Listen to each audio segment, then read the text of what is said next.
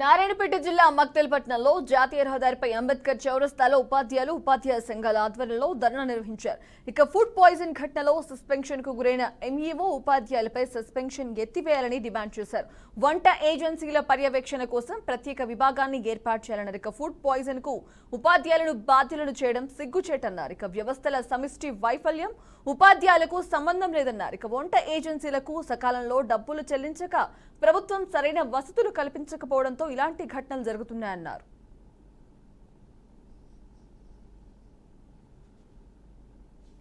TPTF సంఘాల బాధ్యులందరికీ కూడా మన కృష్ణ శాఖ పక్షాన ధన్యవాదాలు తెలియజేస్తూ, తప్పులు ఏం జరిగినా కానీ సరైన విచారణ లేకుండా ఉపాధ్యాయులను క్రమశిక్షణ పనిచేసే ఉపాధ్యాయులు మురళిరెడ్డి గారిని మరియు బాబురెడ్డి గారిని సస్పెన్షన్ చేసి ఆ పాఠశాలలో ఒక భయాందోళనమైన వాతావరణం సృష్టించడం జరిగింది.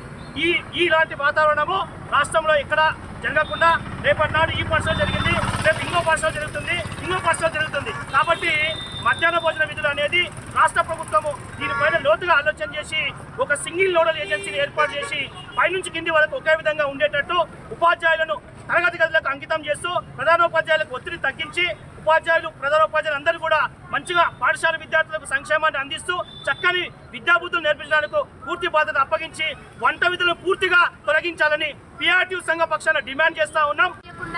ఏళ్లకు ఉపాధ్యాయులను ఇబ్బంది పెడుతున్నటువంటి క్రమం లోపల బాధితులుగా టీచర్లను చేస్తూ వాళ్ళకి విద్యాబుద్ధులు నేర్పి వాళ్ళు మేల్కొన్నప్పుడు ఒక 8 గంటల పాటు వాళ్ళకి చదువు చెప్పి వాళ్ళని తీర్చిదిద్దే ఉపాధ్యాయులను మధ్యాహ్న భోజన డిసిప్లిన్ తీసి వాళ్ళ ప్రాణాలు జరగడానికి కారణం అయ్యిండ్రు అని చెప్పి వీళ్ళని బ్లేమ్ చేస్తూ ఏదైతే సస్పెన్షన్ ఇచ్చినా ఆ సస్పెన్షన్ వెంటనే ఎత్తేయాలి. తర్వాత వచ్చినటువంటి డిఈఓ గారు స్వయంగా వండించినటువంటి భోజనాల్లో కూడా పురుగులు వస్తే ఆయననేమో సస్పెన్షన్ చేసిండ్రు, మళ్ళీ వెంటనే రీప్యాక్ చేసి వనపర్తికి పంపిండ్రు. డిఓ గారి విషయంలో ఒక న్యాయము,